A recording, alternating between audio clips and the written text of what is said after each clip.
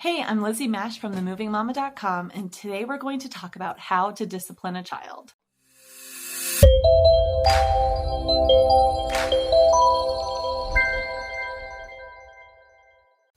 So generally, what does it mean to discipline a child? Well, you are going to be correcting their behavior, essentially. That's what we mostly think about when we think about how to discipline a child. It's our child is doing something they shouldn't do, and how do we discipline them so that they don't do that thing anymore? And I teach all about gentle parenting, which means that I don't just want to stop the child from doing that bad behavior, but I want them to learn the alternatives. What are the good things that they could do instead? And I want them to actually choose those better options. When it comes to parenting styles, I kind of see a pendulum that swings. And on one extreme side, we have the authoritarian parenting style, which is very strict, very rule-based, lots of punishments, lots of required obedience, authoritarian. And then on the other side, the extreme is permissive parenting, where a child is basically just allowed to do whatever they want. There isn't much in terms of rules or strictness or punishments or anything, but oftentimes a parent can become very frustrated and overwhelmed and have moments of being very authoritarian because they're trying to stop these behaviors that seem to have just gone out of control. And then in the middle is where I see gentle parenting, which is what I'm going to teach you about. And gentle parenting, I call it gentle parenting, but very closely related to it would be positive parenting, peaceful parenting, respect-based parenting, grace-based parenting, conscience parenting. They're all kind of lumped in this same family. But so that means that I'm going to be teaching you some positive discipline techniques that are very effective, and it will teach your child to choose to do the right thing instead of doing things because they are simply afraid of the punishment. So a lot of parents, when they think about discipline, and just people in general, when they think about discipline, they think about punishments, because for most of us, when we grew up, discipline meant punishments. I did something bad, and here's the punishment I get because I did that bad thing. And a lot of people think that punishments work because, yeah, my child or I stopped doing that bad thing after receiving the punishment. But punishments aren't effective if we have a long-term goal in mind. And my long-term goal for my child is that she would choose to do the right thing, that she would want to do the right thing, even when I'm not watching, even when she's grown and she goes out into the world on her own and I have no authority to punish her for her mistakes. I want her still to be able to make the right decision.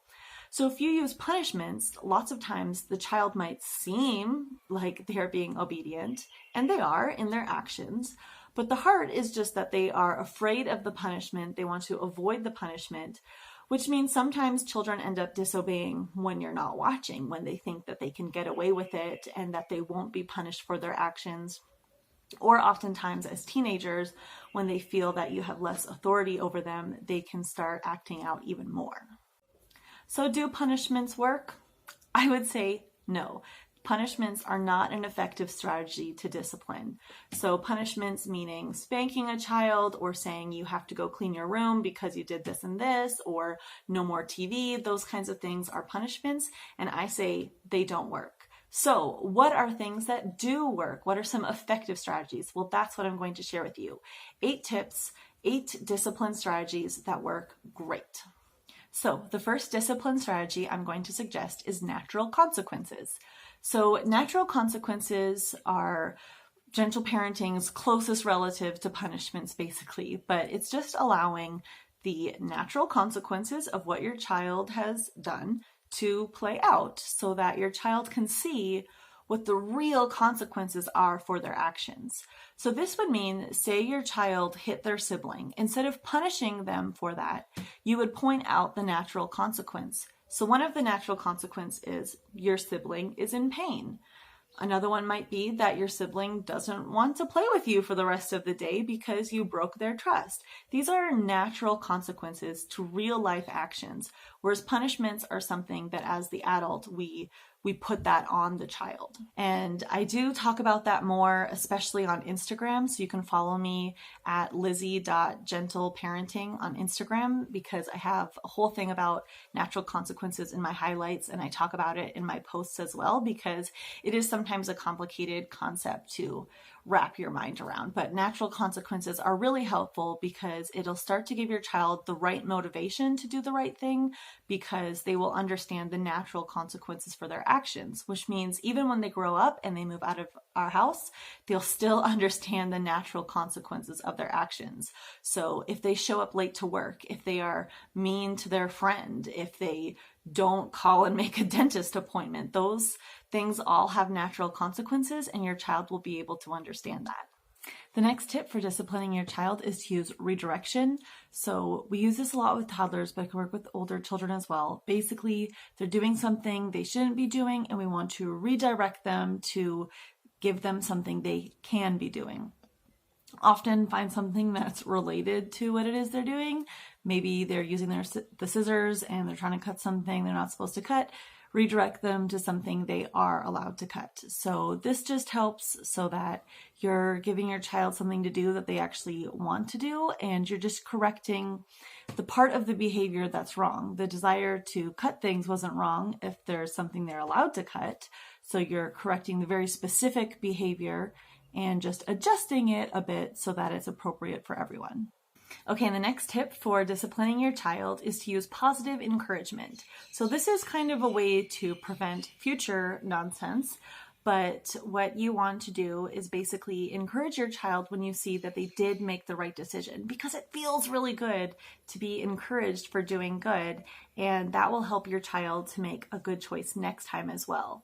So say you ask them to come and help you set the table, and they came right away and they were helping you and they put everything out, then you should give them some positive encouragement for doing that. And that's going to feel really good that next time you call them to come and help, they're going to remember that it felt really good to help you last time, and they're going to want to do that again.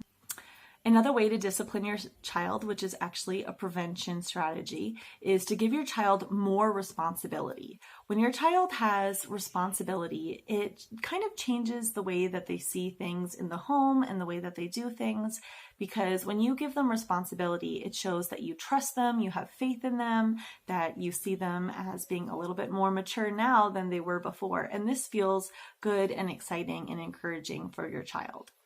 So when your child feels like they have a lot of responsibility and that they're able to take care of the things that they're meant to take care of, then it's easier to get them to do things around the house if they know that they are responsible for certain aspects of the house.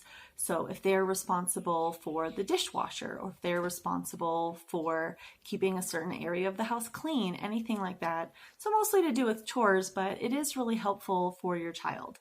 And you can teach them all kinds of new skills. I know of parents who teach their children how to meal plan. So the child finds the recipes, finds the ingredients that are needed, and they teach them how to do that. Or they even can teach their child how to make a grocery list and how to do the grocery order online, and the parent just checks it beforehand. And that's a cool way to teach them how to use technology in different ways besides just kids sort of social, like social media or games and stuff like that, but other ways to learn technology, really practical ways. So giving them these big responsibilities, lots of times our children can absolutely handle it, and it gives them so much confidence that that does have a big effect on their behavior. Another way to discipline your child is, once they've done something that they weren't supposed to do, is to give them a chance to explain why they did it. So ask them and really listen to the reason, because your child might have a very good reason for why they didn't do what they were supposed to do, or why they did something bad that they weren't supposed to do. And from there, you can have a bit more empathy when you're able to understand their point of view as to why they behave this way. Instead of feeling like, oh, my child is just naughty and disobedient, they might have had a really good reason for why they did it. Granted, maybe that still wasn't a good enough reason to break the rule and to do what they weren't supposed to do. But from there, you can advise them as to what they should have done instead. That maybe they should have come and talked to you about it first, and you would have allowed that rule to be broken in that special circumstance. So try to just be really understanding. And if you have that sort of open communication with your child, it will make it easier for them in the future to ask for permission to do something they're not allowed to do, or to talk to you if they've done something that they weren't supposed to do. Because if you create an environment of trust, then it makes it easier for your child to communicate with you. Another thing that you can do to discipline your child is to set better boundaries. So maybe you see that they keep doing something they're not supposed to do. Maybe you need to change the boundary or the rule concerning this thing. And I'll leave a link below to a post that I have all about setting boundaries and limits with children. But basically, if say your child keeps getting into the craft material and they are always getting glitter and craft stuff everywhere and it's a huge mess, then maybe you need to adjust the boundaries around the craft materials, that they're not allowed to access it without supervision anymore, and you need to store it out of their reach so that you can make sure that that boundary is followed. Because a lot of times it's hard for our children to resist some of their temptations, and it's better if we just make things completely off limits for them so they don't even have to worry about fighting that temptation when they've got other rules that they do have to be able to control and fight off the urge to do that thing. So if there's anything that we can take that temptation away for them, then that can make it easier for them to do the right thing. And another thing that you can do to promote better behavior is to stop using negative commands when you want your child to do something and instead use positive commands. And I have a neat little infographic on Pinterest that shows you how to do this. But one example would be, instead of saying no running, you can say walk, please. So instead of telling them what you don't want them to do, focus on what they should do. And this is really important for children, because if we're always telling them don't do this, don't do that, no this, stop this, then they can end up feeling, well, what can I do? So it's better to focus on the positive. What is it that they are allowed to do? And this can make it easier for them to listen to you right away, because you're telling them very, very clearly what they should do. Otherwise, you can tell them no, no, no, no, no, and they can ignore you because they want to keep doing it. And tip number 8 is to problem solve together. So if they are struggling to misbehave all the time, work together and figure out, why is this happening? Is there something going on in your child's life that you need to understand? Do they need more support? Problem solve together. Maybe your child will even suggest that a new boundary needs to be set in place because they can't fight the temptation. Are they always waking up in the middle of the night and taking snacks and chocolate from the kitchen? What can you do to change that? How can you work on that together? And that ties in with talking to your child about why they misbehaved. And now you really want to problem solve together.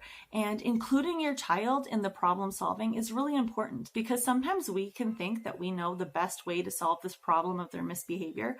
But if you include them in it, then it's easier for them to follow those new rules or new boundaries, because they know that they participated in figuring out the solution to the problem. And in that way too, you're working together with your child as their coach, helping them along in life to be able to make the right decisions, instead of it feeling like it's parent versus child and you're battling. Instead, it's you and your child working together to solve the problems.